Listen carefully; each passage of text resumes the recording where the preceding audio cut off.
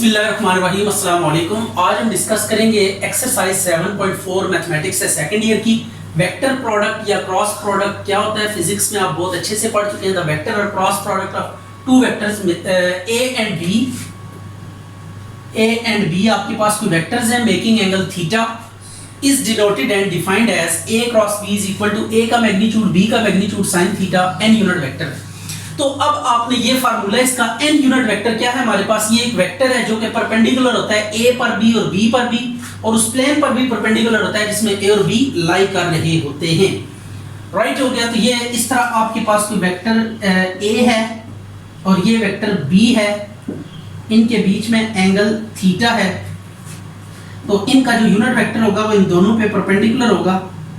ये 3 डायमेंशनल है, mean to से अगर ये इस बोर्ड पे लाई कर रहे हैं ना तो इनका जो क्रॉस वेक्टर होगा वो ये होगा। वो उसको ड्रॉ करना यहाँ पे मुश्किल है क्योंकि दो वेक्टर अगर प्लेन में तो प्लेन से हम 3 डायमेंशनल ड्रॉ नहीं कर सकते, तो it would B a cross b। Right हो गया। और ये जो वेक्टर होगा ये b पे भी परपेंडिकुलर होगा और ये a पे भी क्या होगा, परपेंडिकुलर होगा। a और b दोनों पे ये परपेंडिकुलर होगा। तो इस वेक्टर को आपने याद रखना है कि a क्रॉस b हम कैसे फाइंड कर सकते हैं। a क्रॉस b का फार्मूला है a का मैग्नीट्यूड b का मैग्नीट्यूड sin ऑफ थीटा और n यूनिट वेक्टर। अब इसी तरीके से कुछ कैरेक्टरिस्टिक है। a क्रॉस b जो होता है वो कम्यूटेटिव नहीं होता बल्कि a cross b minus b cross a होता है। जब ऑर्डर चेंज करते हैं तो एक नेगेटिव साइन मल्टीप्लाई होता है। सेल्फ क्रॉस प्रोडक्ट, किसी भी वेक्टर को अगर उसी से क्रॉस ले रहे हैं तो ये जीरो या नल वेक्टर आंसर देगा। तो a क्रॉस a, जब a को a के साथ आप क्रॉस लेंगे a वेक्टर का a वेक्टर के साथ तो ये जीरो आएगा। Self cross product is always zero, इसलिए i का i के साथ क्रॉस जीरो, j का j के साथ क्रॉस जीरो, k का k के साथ क्रॉस जीरो के इक्वल होगा। अब a क्रॉस b जीरो होता है अगर दो वेक्टर्स पैरेलल हो। तो पैरेलल की एक और प्रॉपर्टी हमें पता लगी। देखिए पहली हमने ये की थी कि यूनिट वेक्टर्स इक्वल होते हैं, दूसरी प्रॉपर्टी हमने कहा था कि रेशो सेम होती है और तीसरी प्रॉपर्टी कि अगर दो वेक्टर्स पैरेलल है तो उनके क्रॉस प्रोडक्ट क्या होगा, इक्वल टू जीरो होगा। राइट हो गया। अब a क्रॉस b मैक्सिमम है, अगर ये मैक्सिमम है तो वेक्टर्स क्या होंगे, परपेंडिकुलर होंगे या वेक्टर परपेंडिकुलर होंगे तो मैक्सिमम होगा। अच्छा जी, अब ये आपके पास प्रॉपर्टीज हम डिस्कस कर रहे थे। तो a क्रॉस b जीरो के इक्वल होगा if and only if a cross b क्या है, पैरेलल है। अब a और b का क्रॉस मैक्सिमम होगा कब, जब a और b क्या होंगे, परपेंडिकुलर होंगे। i क्रॉस j k के इक्वल होता है, j क्रॉस k i के इक्वल होता है, k क्रॉस i j के इक्वल होता है। जब इनको ऑर्डर चेंज करेंगे तो नेगेटिव साइन की एंटी क्लॉकवाइज घड़ी से आपने याद रखना है, ये उल्टी चलने वाली घड़ी बनानी है आपने और i j k लिखना है। i क्रॉस j k के equal j cross k i के equal k cross i j के इक्वल होगा।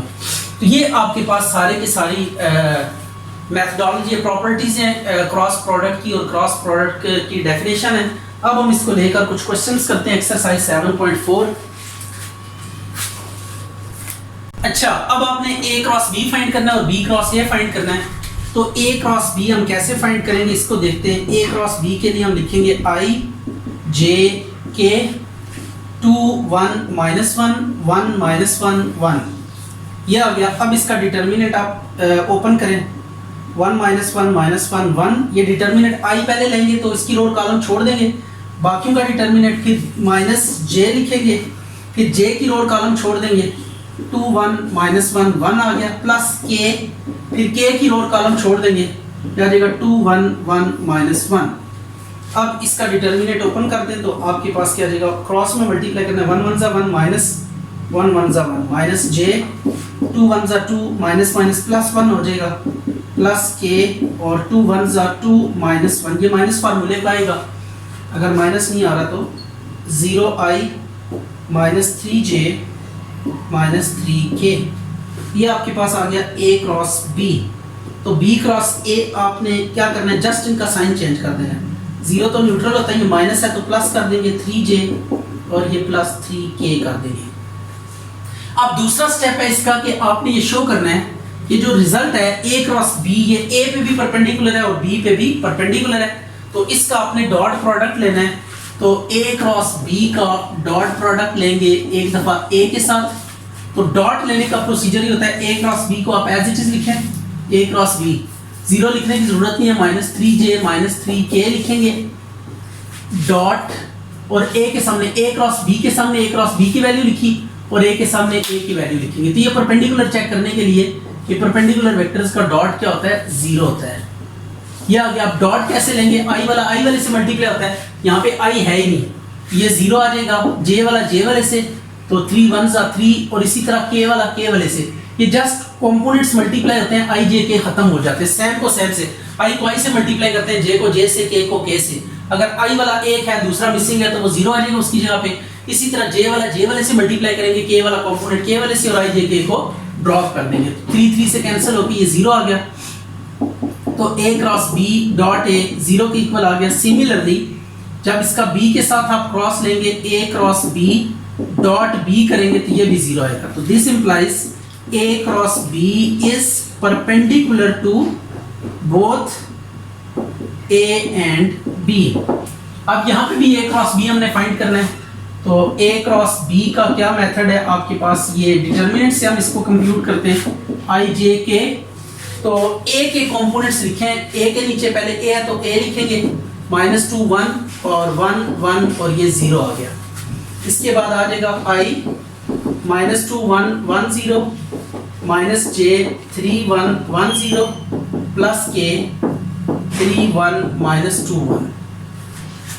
इसका डिटरमिनेंट ओपन करें तो ये 0 -1 आ जाएगा, -j 0 -1 प्लस k 3 प्लस 2, तो ये आंसर आ गया -5 प्लस j प्लस 5k। इसको भी आप चेक कर सकते हैं a के साथ इसका डॉट लेकर और b के साथ। अच्छा b क्रॉस a क्या होगा, b क्रॉस a के लिए जस्ट हमने साइन चेंज करना है, ये b क्रॉस a भी आ जाएगा, राइट। तो a क्रॉस b और b क्रॉस a ये हमने डिटरमिन किया। अब इसको भी 1 बाय 1 डॉट लेना है, a क्रॉस b का a के साथ और फिर a क्रॉस b का डॉट लेना है b के साथ, तो ये दोनों केसेस में आप चेक करिएगा जीरो आएगा। एक में करके ले देता हूं आपको परपेंडिकुलर चेक करने के लिए, तो ये आपके पास आ जाएगा a क्रॉस b का डॉट ले लेते हैं a के साथ, तो a क्रॉस b के आपके पास i -j plus -5k dot a 3i -2j plus k, तो ये आ जाएगा आपके पास 3 प्लस 2 -5, तो ये 5 -5 कट के 0 आ गया। सिमिलरली करके आप लिखेंगे a cross b dot b किसके इक्वल आ जाएगा, 0 के इक्वल आ जाएगा, तो this implies a cross b is perpendicular to a and b। ये आपने फाइनल लिख देना है, ये रिजल्ट आ गया। अच्छा जी, अब आपको a और b दो वेक्टर्स दिए गए हैं, एक ऐसा वेक्टर फाइंड करना है यूनिट वेक्टर जो इन दोनों पे क्या होगा, परपेंडिकुलर होगा। ये इन दोनों पे परपेंडिकुलर यूनिट वेक्टर फाइंड करना है। तो सबसे पहले परपेंडिकुलर वेक्टर कैसे फाइंड करते हैं, ये बात याद रखिएगा, जब भी दो वेक्टर्स आपको गिवन हो उन पे परपेंडिकुलर वेक्टर के लिए उनका क्रॉस प्रोडक्ट ले लेते हैं। तो ये a क्रॉस b से जो वेक्टर आएगा, it would be perpendicular to both a and b, तो 2 -6 -3 4 3 -1। तो अब इसका आप डिटरमिनेंट ओपन कर दें तो आपके पास ये आ जाएगा क्रॉस प्रोडक्ट -6 3 -3 -1 -j, ये आ जाएगा 2 4 -6 3 प्लस k, ये आ गया आपके पास 2 -6 4 3। अब आपने क्या करना है, इसका क्रॉस लेना है। क्रॉस कैसे लेंगे, 6 + 3 -j 6 + 24 plus k 6 minus mean plus 24, तो ये अब आ जाएगा 2 4 -3 और इधर आता है -3 -1 -3 -1, आ जाएगा 2 1 -2 और 12।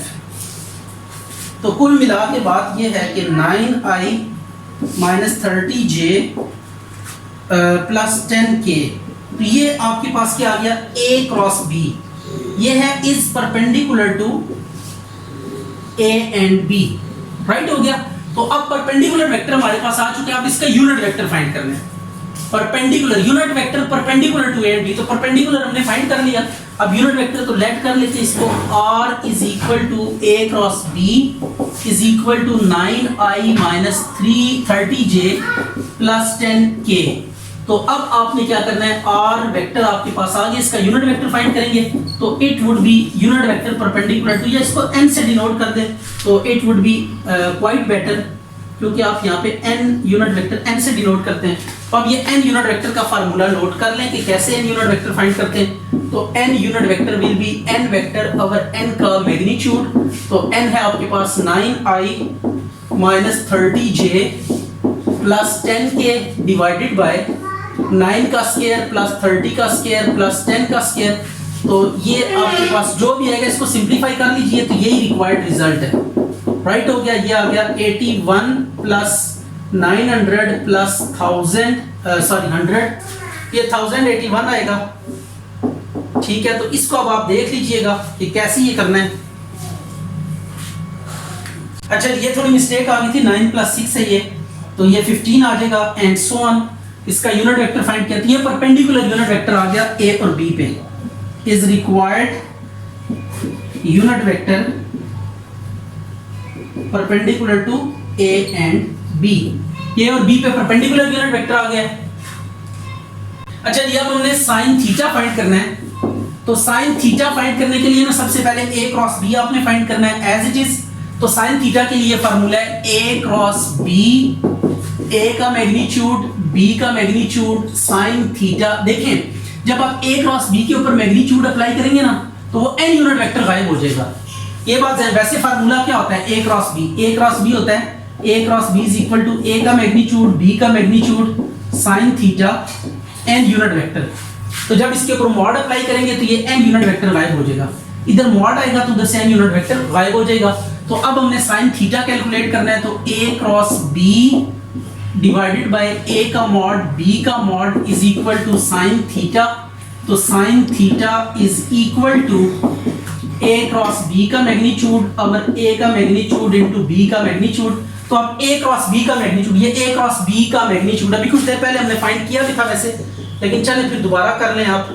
ये आ गया 15 का स्क्वायर प्लस 30 का स्क्वायर प्लस 10 का स्क्वायर। इसी तरह a का और b का अलग अलग मैग्नीट्यूड भी लेना है। यह आ जाएगा 2 का स्क्वायर प्लस 6 का स्क्वायर प्लस 3 का स्क्वायर, और ये आ गया 4 का स्क्वायर प्लस 3 का स्क्वायर प्लस 1 का स्क्वायर। तो इस सारे को सिंपलीफाई कर लें। ये 1225 आया था, ये 4 प्लस 36 और 9 49 हो जाएगा, और ये हो जाएगा आपके पास 16 और 9 25 26 हो गया। तो ये अब आपके पास साइन ऑफ थीटा आ गया। इसको जितना सिंपलीफाई हो सकते कर लें। ये क्वेश्चन कंप्लीट है। पहले इसमें लेफ्ट हैंड साइड लेंगे और जस्ट आपने ना ए को अंदर दोनों के साथ क्रॉस लेना है। तो A cross B plus A cross C plus B cross C plus B cross A. इस सी को इसी तरह मल्टीप्लाई करें, C cross A plus C cross B. पहले तीन का ना ऑर्डर चेंज कर दें। तो ये ऑर्डर चेंज करेंगे, इन दोनों का बी क्रॉस ए लिखेंगे तो एक नेगेटिव साइन मल्टीप्लाई होगा।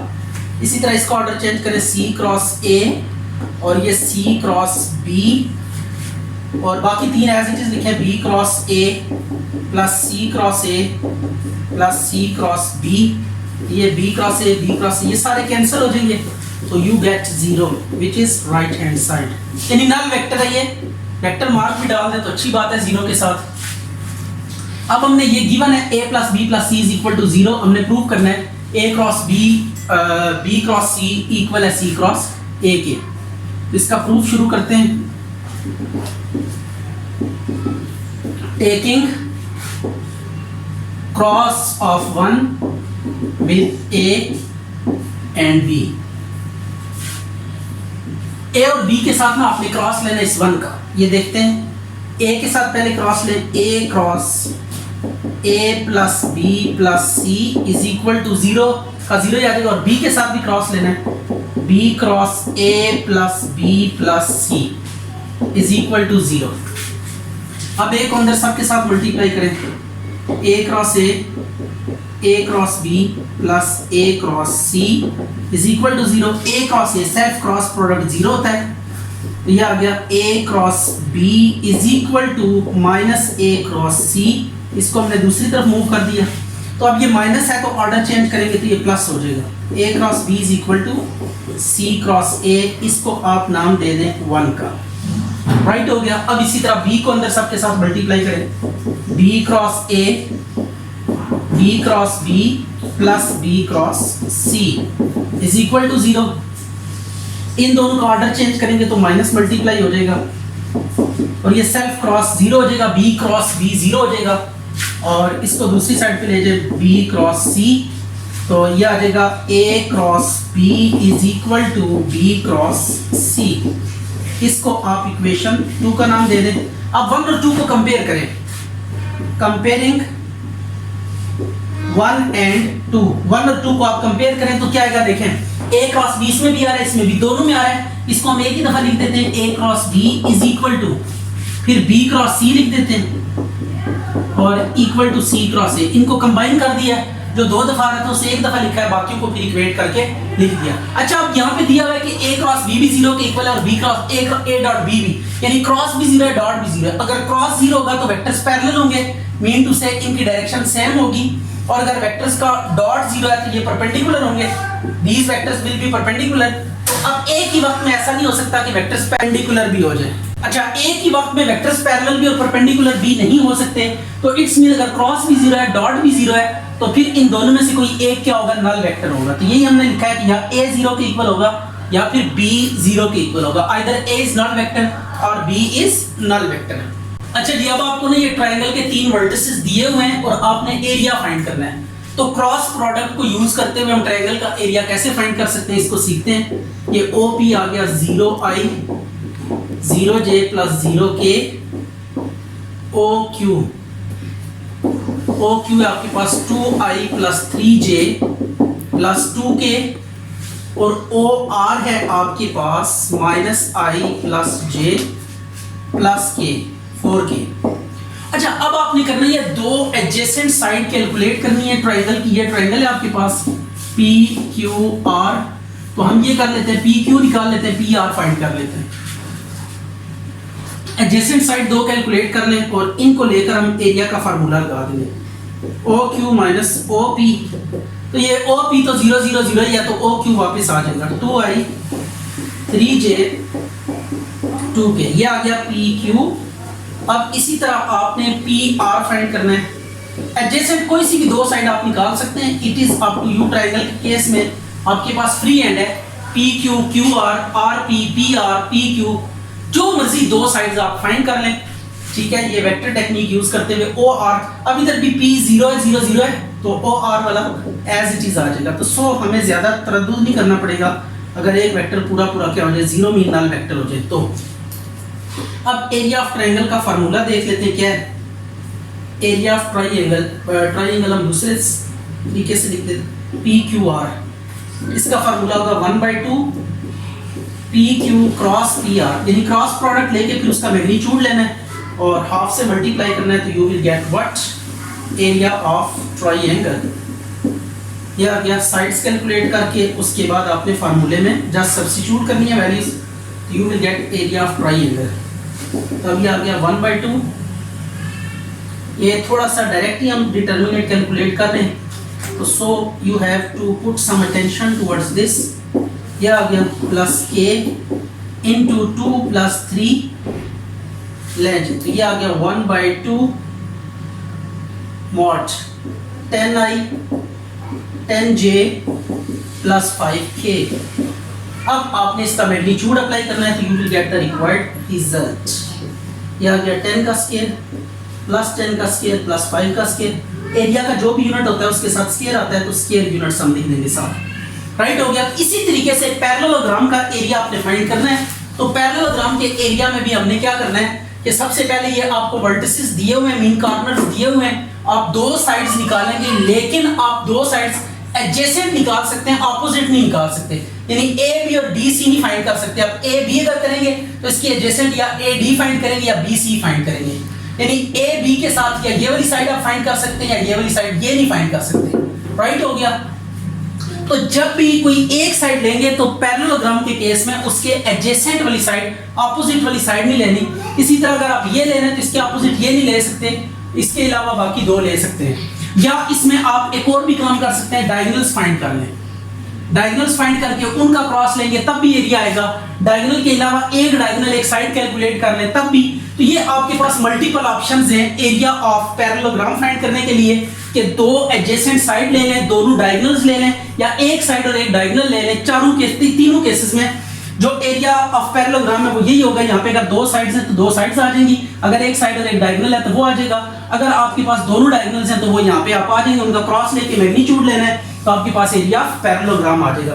तो एरिया ऑफ पैरेललोग्राम के कई फार्मूलाज पॉसिबल हो सकते हैं, मैं आपको बता देता हूँ। दो एडजेसेंट साइड ले ली, या आप एक साइड और एक डायगोनल लेके उसका मैग्नीट्यूड लें, ये भी एरिया ऑफ पैरेललोग्राम होगा, या दोनों डायगोनल्स ले लें ए सी और बी डी, ये दोनों डायगोनल ले लें, इनका मैग्नीट्यूड क्रॉस प्रोडक्ट लेके मैग्नीट्यूड लेंगे, तब तीनों केसेस में आपके पास आंसर सेम आएगा। तो एमसीक्यूज में अगर कहीं पे एरिया ऑफ पैरेललोग्राम आ जाते तो आपने देखना है कि दो एडजेसेंट साइड या दोनों डायगोनल्स या एक साइड और एक डायगोनल जिसमें आ रही होगी वो आपके पास एरिया ऑफ पैरेललोग्राम का फार्मूला होगा।